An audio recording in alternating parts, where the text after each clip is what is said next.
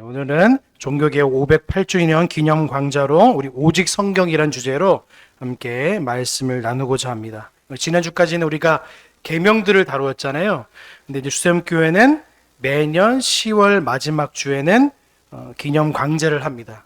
그래서 원래 개혁교회들은 강제를 전통적으로 해왔습니다. 근데 이제 많은 교회들이 그냥 넘어가는데 왜 우리에게 종교개혁을 다시 한번 상고해야 되는지를 한번 살펴보고자 합니다.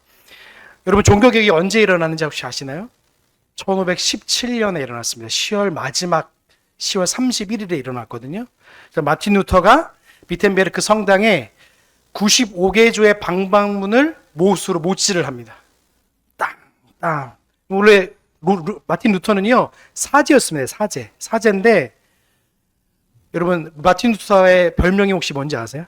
마틴 루터의 별명은 금식의 황제였습니다. 왜 금식을 하는지 아세요? 구원받기 위해서 금식을 했어요. 그러니까 행위로 어떻게 하면 구원을 받을 수 있을까 하니까 계속 금식을 한 거예요. 그러니까 여러분, 마틴 루터의 여러분 혹시라도 인터넷에 사진을 찾아보면 종교개혁하기 전에 루터와 종교개혁한 루터의 사진이 달라요. 종교개혁하기 전에 루터는요 빼짝 말랐습니다. 뼈밖에 없어요. 왠지 아십니까? 구원받기 위해 금식을 합니다. 그러니까 맨날 금식하는 거예요. 소량의 정말 생존에 필요한 것만 제외하고는 금식을 했습니다. 그리고 그것도 안 되니까 여러분 알지 모르겠지만 그 계단을 찍어가면서 여러분 그 성당에 보시면 나중에 보시면 알겠지만 독일에 보면 성당에 올라가는 그 계단의 숫자가 어마어마하거든요. 근데 그 계단을요 무릎을 찢고 올라갑니다. 무릎을 하나하나 찢고 올라가요. 왠지 아세요? 구원에 이르게 하기 위해서. 그런데 마틴 루터가 그렇게 구원을 위해서 금식도 해보고 무릎으로 찢고 그 계단을 올라가기도 해보고 온갖 일을 하다가 자기가 성경을 봤는데 성경이 그게 아니라는 거예요. 구원은 오직 하나님의 의, 하나님을 믿으면 예수 그리스도를 믿는 것이 의란 사실을 발견하게 되었어요. 그래서 그가 이신칭이 믿음으로 의롭게 되는 사실을 발굴해낸 거예요. 성경에서. 그러니까 그가 비텐베르크에서 95개조의 방문을 했는데 95개조를 잘 보시면 교황에 대한 것과 로마 카톨릭의 잘못된 교리에 대해서 반박하는 글을 쓴 거예요. 한마디로 말해서. 오늘날 말하면 대학교, 서울대학교 대자보를 붙여가지고 우리는 이러한 결의를 합니다라고 아예 써놓은 거예요. 그래서 우리 한번 토론을 해보자. 성경 가지고 토론을 한번 해보자라고 해서 도발을 한 겁니다. 오늘 말하면 사제가 교황한테 도발을 한 거예요. 그럼 16세기 당시의 상황이 어땠는지를 잠깐 말씀드리겠습니다. 당시에는 면죄부를 팔았습니다. 면죄부 아시죠? 우리가 세계사를 배우면 명제부에 대해서 합니다. 면죄부를 왜 했냐면 마틴 루터를 통해서 드러난 게 아니라 그 전부터 면죄부를 팔기 시작했어요. 면죄부를 팔아서 성도들에게 이렇게 말한 거예요. 헌금을 하면 죄가 사해집니다. 그래서 그 요한 테첼이라는 사람이 뭐라고 말했냐면 이렇게 말했습니다. 동전이 헌금 괴짝에 떨어지는 순간에 영혼이 연옥에서 솟아오른다고 가르쳤어요. 그러니까 여러분 예전에는 이제 그 독일은 예전에는 이제 동전들이 고대 주화 같거든요. 주화가 동전에 떨어지면 땡그란 소리가 납니다. 그러면 그 땡그란 소리가 나자마자 연옥에 있는 자기 가족들이 구원을 받는 거예요.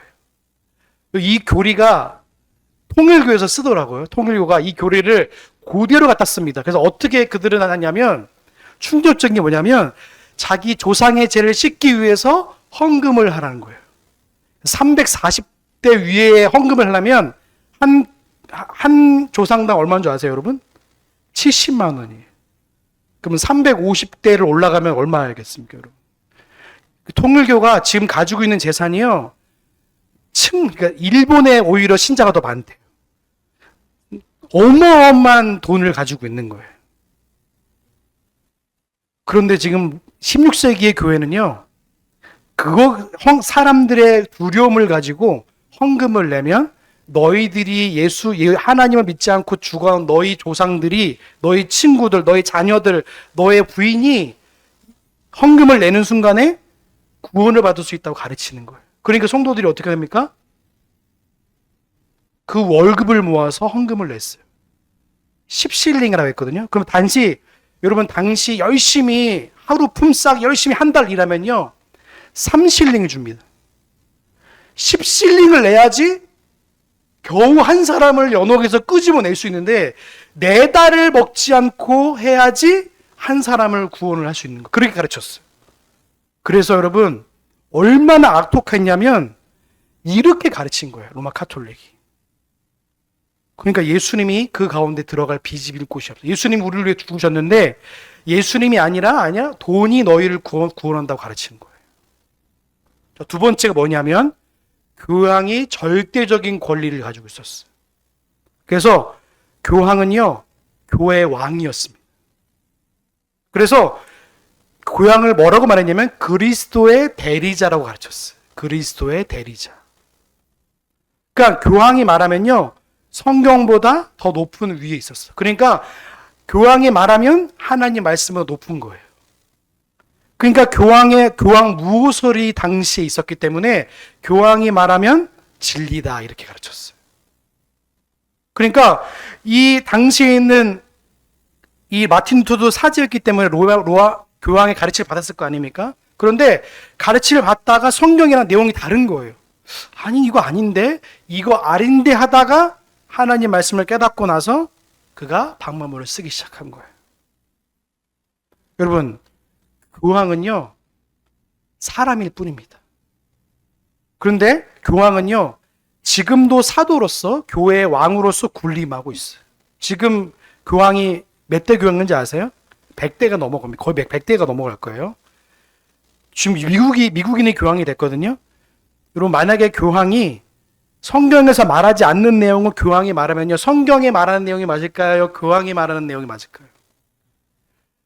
카톨릭 신자들은요 로마 말씀보다도 교황이 말한 것이 더 말씀이에요. 그래서 여러분 로마 교황이 한 번씩 나와서 설교하잖아요. 그들에게는 하나님 말씀보다 교황 말이 더 귀한 거예요. 그 예전에는요 교황들이요 서로 싸웠어요. 그래서 막 동로마 교황이 서로 해가지고 그 권력이 교황에 집중되다 보니까 서로 싸우고 전쟁하고 난리가 아니었어. 교황 때문에 막 전쟁이 일어나기도 했어요. 그런데 우리 이 종교교육을 하면서 어떻게 됐죠? 교황에게 권위가 있는 것이 아니라 하나님 말씀만이 권위가 있다라고 한 거예요. 또 세 번째 뭐가 있었냐면 미사를 드렸어요. 미사의 성경적 왜곡이 일어났어요. 이게 무슨 말이냐면 예수님을 날마다 여기서 죽이고 미사가 제사라는 뜻이거든요.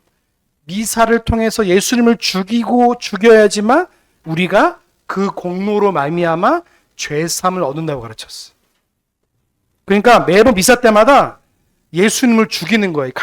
강대에서 계속 죽이는 거예요. 그래서 떡과 포도주를 할 때마다 그걸 먹을 때마다 예수님의 몸을 먹는 거예요. 피를 마신 똑같이. 그래서 화채설이라고 그래요. 그러면 어떻게 됩니까?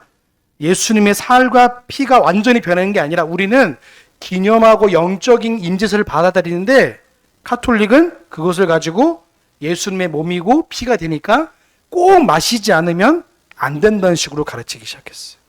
네 번째가 뭐냐면 16세기 로마 카톨릭은요 성인 숭배했습니다. 성인 숭배 아시죠?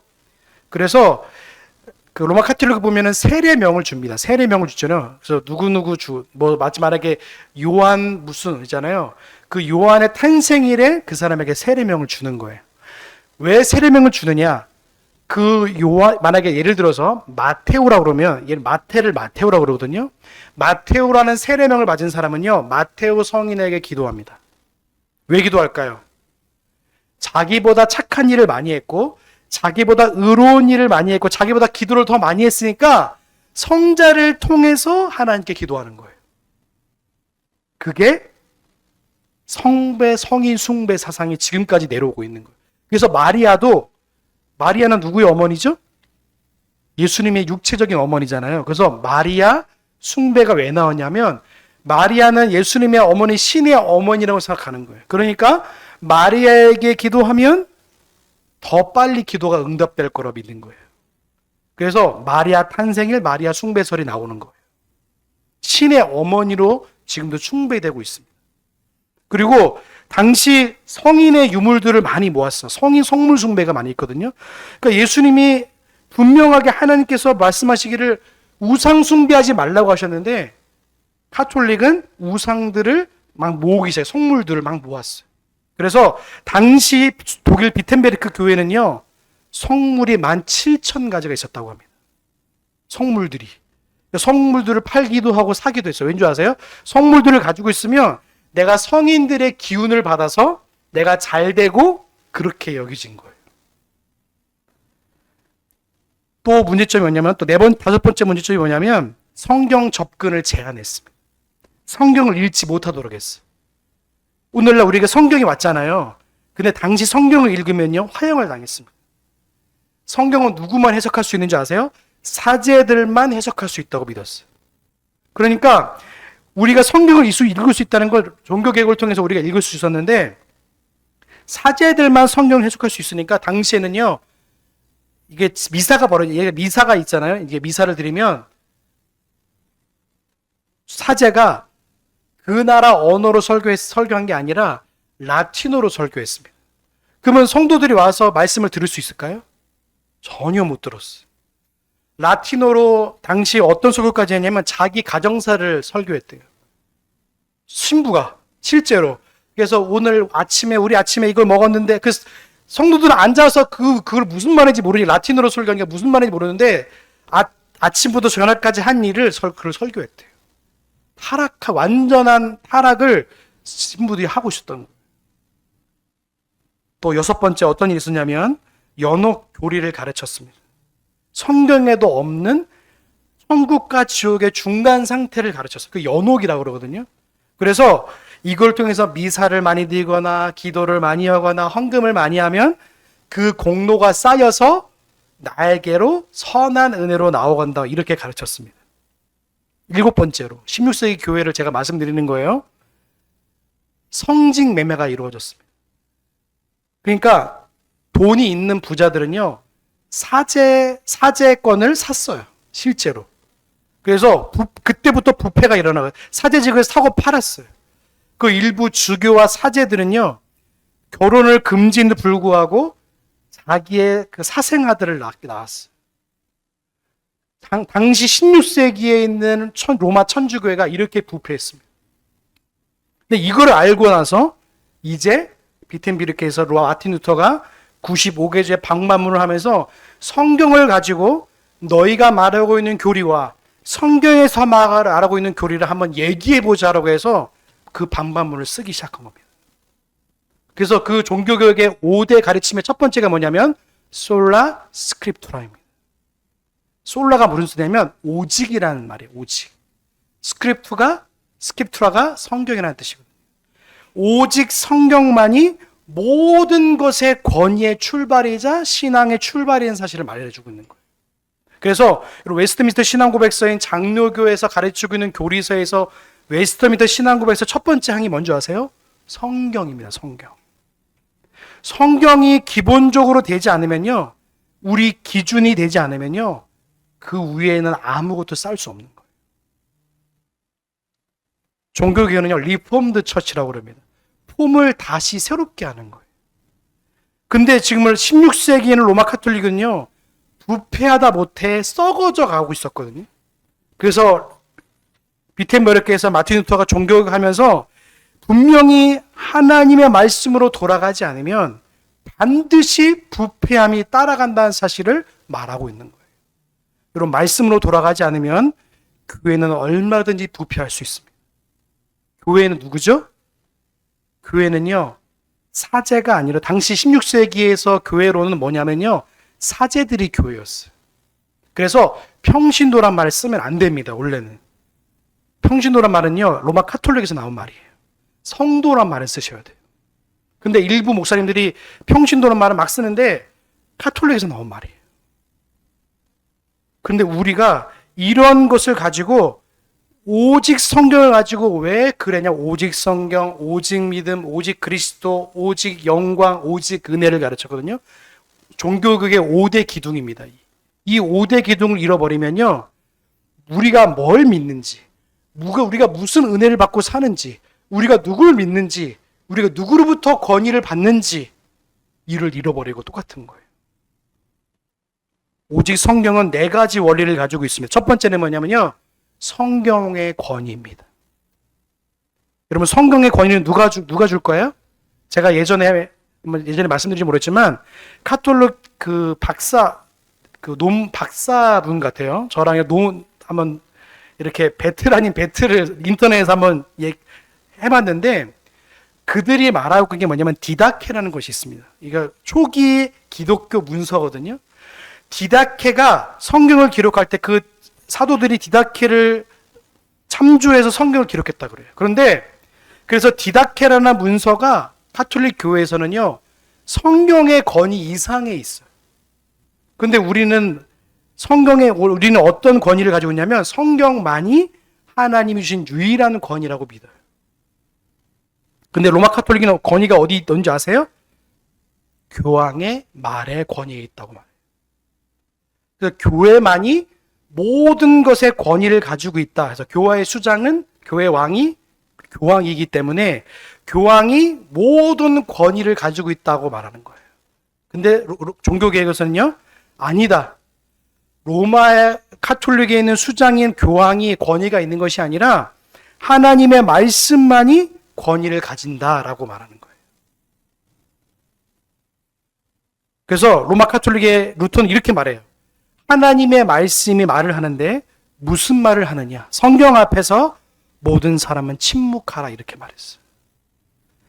그러니까 교황이 말하면요, 그러니까 우리가 몇 년 전에 교황을 많이 봐, 프란체스코 교황도 그렇고 예전에 교황이 말을 하면요, 성경에서 말하는 내용과 교황이 달라질 때마다 카톨릭의 교리들이 다 변해지는 거예요. 또 왜냐하면 교황이 가지고 있는 사상과 생각과 신념이 다르기 때문에, 만약에 교황이 예를 들어서 이렇게 한번 상상하면 안 되겠지만, 저 중동에 있는 저 누구누구 이슬람교는 저 그리스도입니다, 저를 파괴합니다라는 말이 만약에 하잖아요. 그러면 전 세계에 있는 로마 카톨릭 신자들이 일어나서 공격할 수도 있어요. 일이 좀 무서운, 왜냐하면 교황 말이 진리이기 때문에 그래요. 그들에게 있어서. 그러니까 교황 말을 하면요, 우리나라도 마찬가지고 전 세계에 있는 로마 교황의 교지를 받아서요, 그거를 말씀 시간에 전합니다. 왜냐하면 권위가 하나님 말씀에게 있는 것이 아니라 로마 교황 한 사람에게 있기 때문에 말하는 거예요. 그래서 우리는요, 구약에 있는 선지자의 말씀이 권위 있는 이유가 뭐냐면 선지자 때문인 것이 아니라 하나님 말씀 자체이기 때문에 권위가 있는 거예요. 그러니까 우리가 최종적으로 말씀의 권위가 있기 때문에 우리는 그 말씀을 통해서 우리가 교훈을 받는 거예요. 여러분, 저와 여러분 마찬가지. 성경의 권위가 영원한 하나님의 말씀에 있다는 사실을 기억하지 않으면요, 목사의 말이나 아니면 어떤 사람의 말에 권위가 있다고 믿으면, 그렇게 되면 분명하게 사고가 나는 거예요. 그러면 하나님 말씀에 온전히 권위가 있는 줄로 믿습니다. 그래서 종교개혁할 때 이거를 그렇게 유지한 거예요. 오직 하나님의 말씀만이 우리에게 영원한 권위와 힘과 질서가 있다는 사실을 말한 거예요. 근데 오늘날 교회가 어떻게 말하죠? 하나님 말씀도 있고 다른 것도 있고 이렇게 말하는 거예요. 솔라란 말이, 오직이란 말은요, 하나님 말씀만이 최고의 권위를 가진다는 거예요. 여러분, 일부 어떤 사람의 말은 권위가 있는 게 아닙니다. 하나님 말씀을 통해서 우리는 모든 권위가 있다는 사실을 기억하면서 우리 신앙생활, 그래서 하나님 말씀을 가까이 해야 되는 거예요.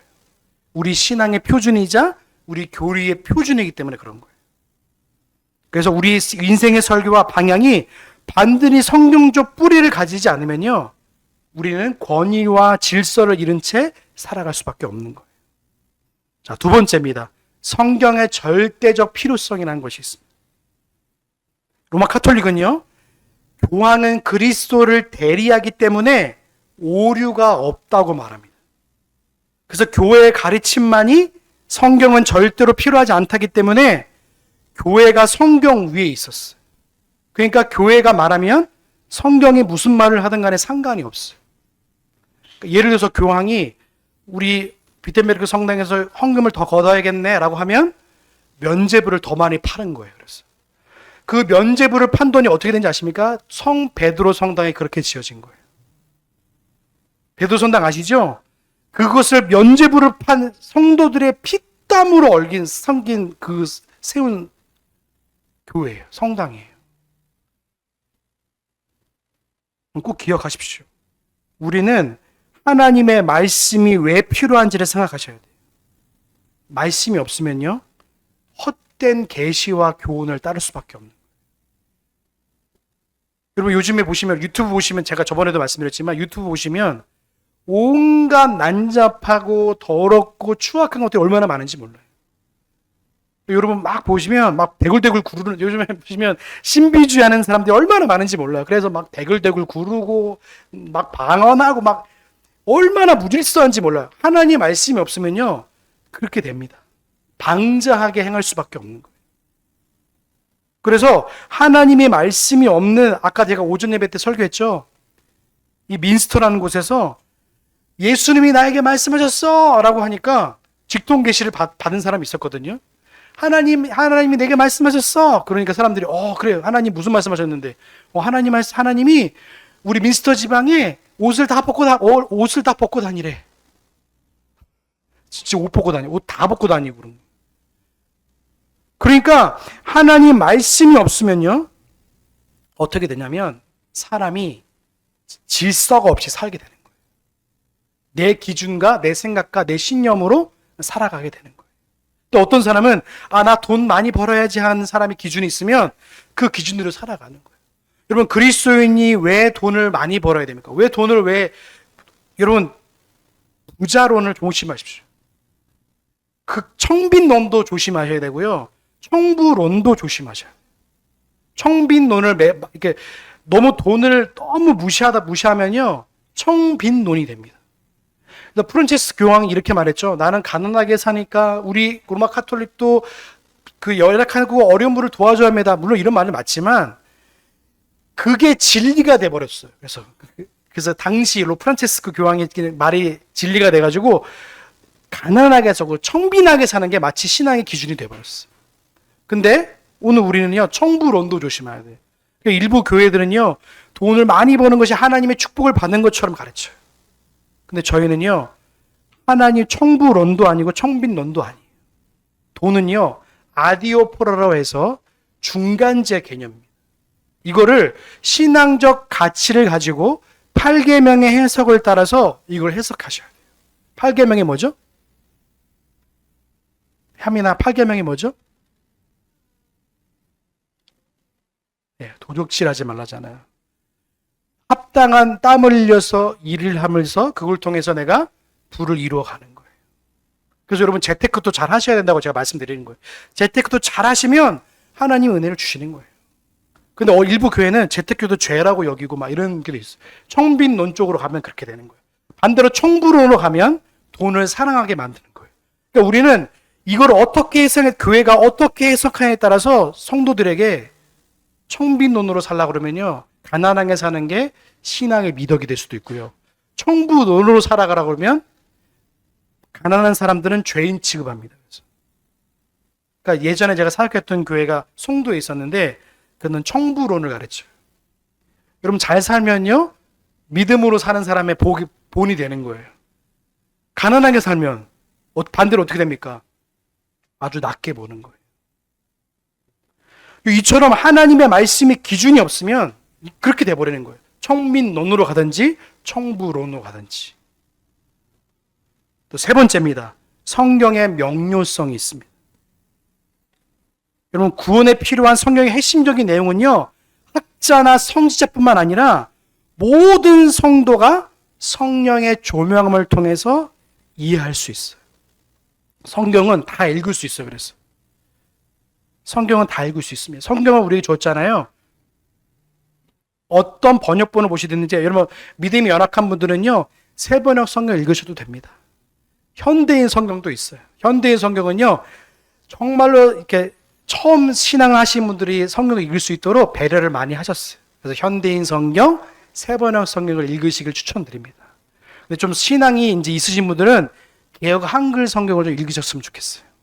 개역 개정은요, 개혁할 때, 개정할 때 굉장히 오류가 많기 때문에 그래요. 성령의 명료성은요, 로마 카톨릭은 어떻게 가르쳤냐면, 성경은 매우 어렵고 위험한 책이기 때문에 성도들이 읽으면 미로처럼 빠지기 쉬기 때문에 읽으면 안 된다. 이렇게 가르쳤어요. 그래서 교황만이 올바른 성경을 해석할 수 있다고 가르치는 거예요.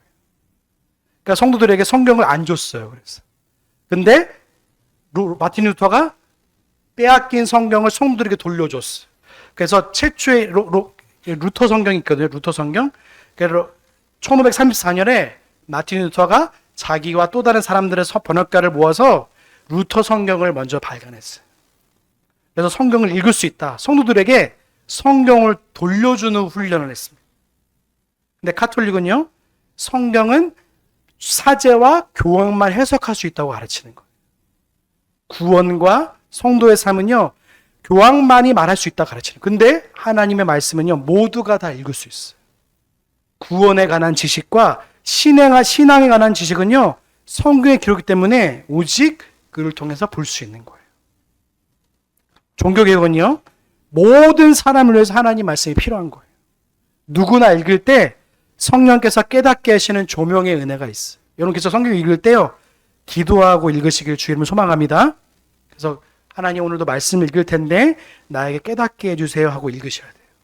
성령께서 깨닫게 해주지 않으면 말씀의 빛으로 하나님 깨닫게 해주기 때문에 기도하면서 성경을 읽는 거예요. 그래서 로마 카톨릭은 성경 대신에 뭘 줬는지 아세요? 그림으로 교리를 가르쳤습니다. 그래서 그림 맞죠? 그래서 당시 로마 카톨릭에 보시면 창문마다 스탠드 글라스에 뭘 새겼냐면 그리스도의 삶에서부터 마지막까지 죽음에까지 그림을 그려놨어요. 스탠드 글라스에다가. 그래서 그림을 보면서 성경을 가르쳤어요. 오늘날 그것이 계속 전해져가지고 하나님 말씀을 어떻게 하면 쉽게 가르치다 보니까 그림을 그리기 시작했어요. 근데 그림을 그리면요, 어떻게 되는지 아세요? 우상숭배도 빠지기지만 잘못된 하나님을 상을 만들 수도 있어요. 여러분, 그래서 신앙은 그림과 그림으로 배워서는 안 돼요. 뭘로 봐요? 하나님 말씀으로 배워야 될 줄로 믿습니다. 종교개혁자들은요, 그림을 못 그려서 그림을 안 그린 게 아니에요. 교리로 하나님의 말씀을 듣고 깨닫고 암송하도록 했어요. 왜요? 하나님께서 말씀하신 말씀을 통해서 교리를 만들었기 때문에 그 교리를 통해서 하나님 말씀을 밝히 알 수 있도록 성도들에게 가르친 거예요. 근데 오늘날 보시면 전부 다 그림이고 전부 다. 그래서 제가 심지어는 성도들이 너무 성경을 안 보니까 PPT에다 막 쏘는 거예요. 그래서 성경책 안 보는 사람은 이거 보면서 하도록. 그 편의성 때문에 성도들이 성경을 아예 더 멀리하기 시작했어요. 집에서 성경책 피고 성경 읽는 사람들이 거의 없습니다. 그런 폐해가 일어났어요. 여러분, 하나님 말씀을요, 잘 들으시고 그걸 통해서 우리가 말씀을 보셔야 돼요. 네 번째입니다. 성경의 충분성이 있습니다. 이게 뭐냐면 구원과 신앙생활의 모든 진리는 성경에 충분히 계시되므로 성경 외에는 다른 계시나 전통에 더 이상 추가할 필요가 없는 거예요. 로마 카톨릭에는 교회 전승이 있어요. 그래서 교회에서 누구누구 교황이 이런 말을 했고 누구누구 말에 교황이 다 다르지만 그게 진리라고 하니까 교황이 100몇 대가 지금 됐을 거예요. 그 교황의 말들이 쭉 내려와요. 교황은 틀린 게 없기 때문에 교황의 말이 진리가 되어버려요. 여러분, 사람의 말은 진리가 될 수 없습니다. 하나님 말씀으로 우리가 신앙을 하지 않으면요, 사람의 말은요, 진리가 될 수 없어요. 그런데 성경 외에도 교회 전승의 권위를 두었어요. 디다케라, 아까 제가 말했던 디다케라는 곳에 너무나 그 중심을 했기 때문에 디다케가 그들의 신앙의 중심이 되고 성자의 말들, 성배, 숭배가 가능한 거예요. 여러분, 우리는 기억해야 되면 성경은요, 죽은 문자가 아니에요. 오늘도 살아 역사하시는 하나님의 말씀인 줄로 믿습니다. 여기 16절에 다시 한번 읽어볼까요? 디모데후서 3장 16절입니다. 같이 한번 읽어볼까요? 시작! 모든 성경은 하나님의 감동으로 된 것으로 교훈과 책망과 바르게 함과 의로 교육하기에 하나님의 말씀은 뭐 하나님의 감동, 성령께서 기록하게 하신 거예요. 그래서 우리가 이것들을 기억하면서 보는 거예요. 여러분, 직통 계시 받았다는 사람들 조심하십시오. 직통 계시 받은 사람이 얼마나 많은지 몰라요. 그리고 여러분, 어디죠? 가톨릭에 보시면 마리아의 눈에서 피눈물을 흘렸다는 둥, 저기 갈매기가 날아가는데 십자가 됐던, 이거 절대 보지 마세요. 우리는 말씀만 믿으면 돼요. 네, 충분합니다. 충분해요. 다른 거 외에 뭔가 구원이 있다거나 뭔가 신비적인 것들이 자꾸 그것에 다른 것에 뭔가 있다는 식으로 말을 하는 거예요. 여러분 꼭 기억하십시오. 종교개혁은요, 구호가 아닙니다. 하나님 말씀으로 돌아가려는 거예요. 다시 원위치로 돌리는 거예요. 또 우리는요, 하나님 말씀이 주어졌는데 이걸 읽지 않으면 문제가 생기는 거예요. 그래서 이 강대상에서 말씀을 가르치는 데서 목사는 반드시 성경 본문을 주의해야 돼요. 하나님 말씀이 뭘 말하는지를 성도에게 가르치지 않으면요, 그래서 목사는요, 공부해야 돼요. 끊임없이 공부하고 교리와 책과 끊임없이 가까이 할 수밖에. 왜? 성도들에게 하나님 말씀을 바르게 가르쳐야 되니까. 그 헬라어도 해야 되고 히브리도 해야 되고 라틴어도 해야 되고 이 많은 것인데, 오늘날 많은 목사님들이 뭘 말하냐면 강대상에 올라와가지고 말씀을 가르치는 아이니까 자꾸 사적인 얘기하거나 돈 얘기하고 정치 얘기하고 온갖 더러운 쓰레기들을 다 가져와가지고 강대상에서 막 말하는 거예요. 여러분, 말씀 아니면 충분합니다. 그래서 말씀의 충분성, 명료성, 필요성, 권위성이 있는 거예요. 그래서 종교개혁하면서 마틴 루터가 잃어버렸던 성경의 권위를 되찾아와서 성도들에게 성경을 준 거예요. 이게 없으면요, 하나님 말씀을 없으면요, 다른 권위는 없는 겁니다. 제 말의 권위가 있는 게 아니에요. 하나님 말씀을 대리하고 말씀을 바르게 가르치는 것이 목사가 할 일입니다. 종교개혁 508주년에서 우리 조직 성경을 지금 다루고 있는데요, 여러분 꼭 기억하십시오. 말씀을 가까이 하는 것이 복인 줄로 믿습니다. 다른 것에 권위를 두면 문제가 생깁니다. 그래서 우리 신령한 뭐가 왔어? 이거 믿지 마세요. 뭔가 직통계시, 어떤 분이 여러분 이런 분들이 있어요. 주변에 이런 분들이 있는지 알아요. 우리 뭔가 내가 집사님 기도해 보니까 이렇게 하시면 막으십시오. 기도해 봤다고 하면서 무슨 말을 하면 막으십시오.